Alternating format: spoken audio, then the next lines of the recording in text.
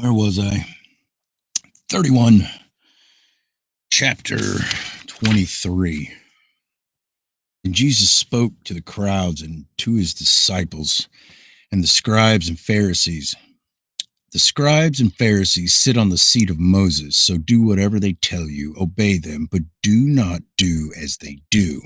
They talk, but they do not act. They make up heavy loads and lay them on men's shoulders, but they will not stir a finger to remove them.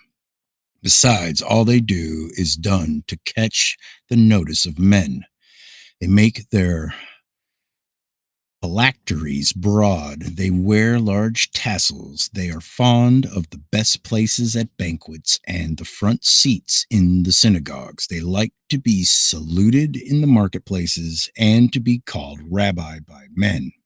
But you are not to be called rabbi, for one is your teacher, and you are all brothers. You are not to call anyone father on earth, for one is your heavenly Father, nor must you be called leaders, for one is your leader, even the Christ.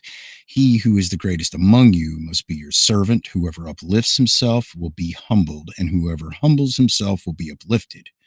Woe to you, you impious, impious scribes and Pharisees, you shut the realm of heaven in men's faces. You neither enter yourselves, nor will you let those enter who are on the point of entering. Woe to you, impious scribes and Pharisees. You traverse sea and land to make a single proselyte. And when you succeed, you make him a son of Guyana, twice as bad as yourselves. Woe to you, blind guides that you are. You say, swear by the sanctuary, and it means nothing, but swear by the gold of the sanctuary, and the oath is binding. You are senseless and blind, for which is the greater, the gold or the sanctuary that makes the gold sacred? You say again, swear by the altar, and it means nothing, but swear by the gift upon it, and the oath is binding. You are blind, for which is the greater, the gift or the altar that makes the gift sacred? He who swears by the altar swears by it and by all that lies on it. He who swears by the sanctuary swears by it and by him who inhabits it. He who swears by heaven swears by the throne of God and by him who sits upon it. Woe to you, impious scribes and Pharisees! You tithe mint and dill and cumin and omit the weightier matters of the law, justice and mercy and faithfulness. These later you ought to have practiced without omitting the former. Blind guides that you are, filter away the gnat and swallowing the camel. Woe to you, you irreligious scribes and Pharisees! You clean the outside of the cup and the plate, but inside they are filled with your rapacity and self-indulgence. Blind Pharisees, first clean the inside of the cup so that the outside may be clean as well. Woe to you, you irreligious scribes and Pharisees! You are like tombs whitewashed. They look comely on the outside, but inside they are full of dead men's bones and all manner of impurity.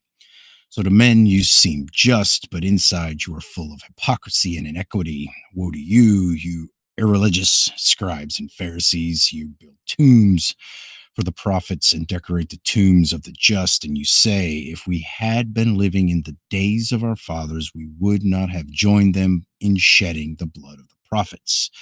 So you are witnesses against yourselves that you are sons of those who killed the prophets, and you will fill up the measure that your fathers filled. You serpents, you brood of vipers, how can you escape being sentenced to Guyana?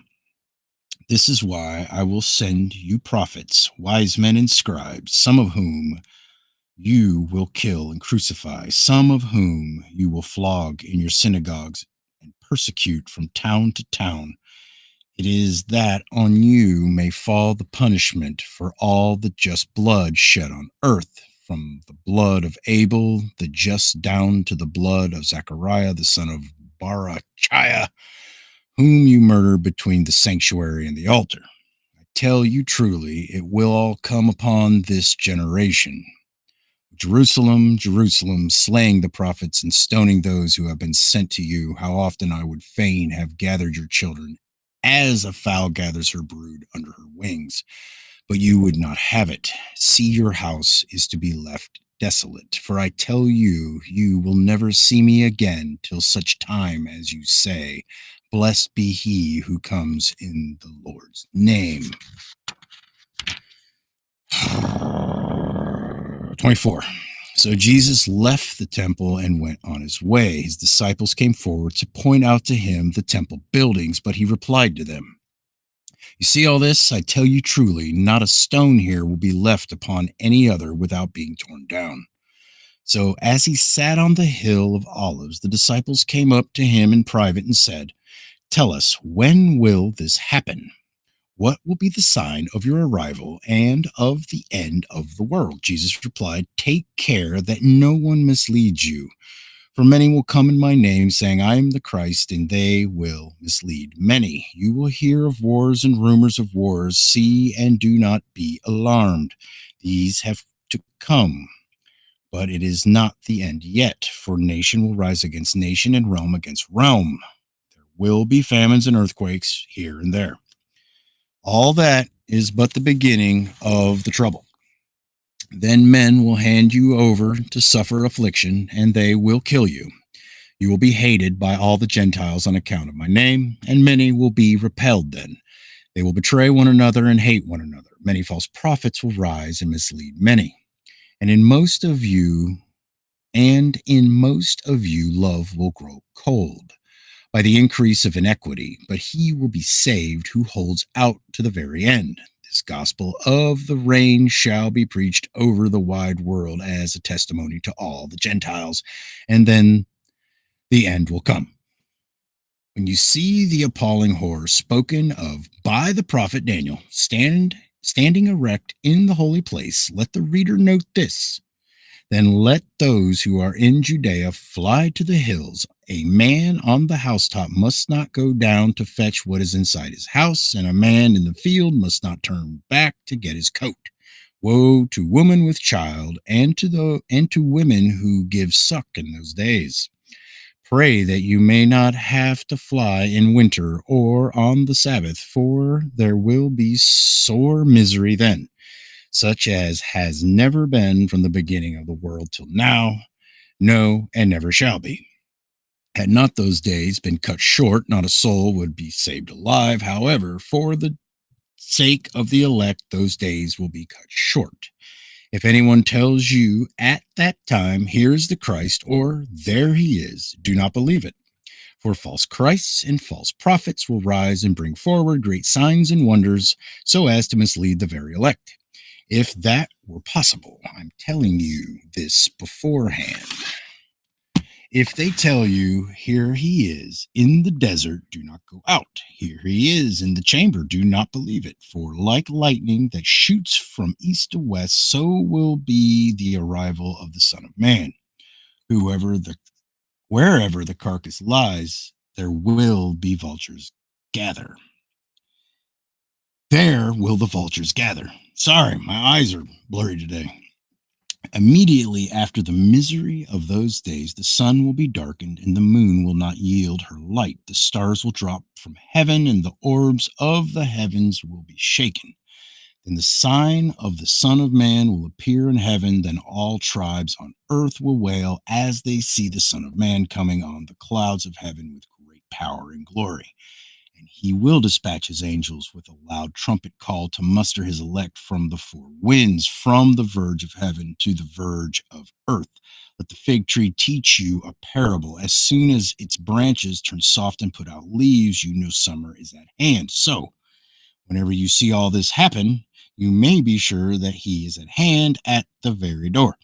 I tell you truly, the present generation will not pass away till all this happens. Heaven and earth will pass away, but my words never. No one knows anything of that day or hour, not even the angels in heaven, but only my Father. As were the days of Noah, so will be the arrival of the Son of Man be. will the arrival of the Son of Man be. For as in the days before the deluge, people ate and drank, married, and were married till the day Noah entered the ark. And as they knew nothing till the deluge came and swept them all away, so will the arrival of the Son of Man be. Then there will be two men in the field. One will be taken and one will be left. Two women will be grinding at the millstone. One will be taken and one will be left. Keep on the watch then, for you never know what day your Lord will come. But be sure of this, that if the householder had known at what watch in the night the thief was coming, he would have been on the watch. He would not have allowed his house to be broken into. So be ready yourselves, for the Son of Man is coming at an hour you do not expect. Now, where is the trusty and thoughtful servant whom his Lord and Master have set over his household to assign them their supplies at the proper time? Blessed is that servant if his Lord and Master finds him so doing when he arrives. I tell you truly, he will set him over all his property. But if the bad servant says to himself, my Lord and Master is long of coming, and if he starts to beat his fellow servants and to eat and drink with drunkards, that servant's Lord and Master will arrive on a day when he does not expect him, and at an hour which he does not know. Sharply will he punish him and assign him the fate of the impious. There men will wail and gnash their teeth. That's it for that one. Circle that. Put down like that. All right. Very good. Check this real quick. Still don't show shit. I'm going to stop it though. Just for these people. I might be back later, but I got to take a nap. Shower. It was beautiful today. Hope you all had a good day.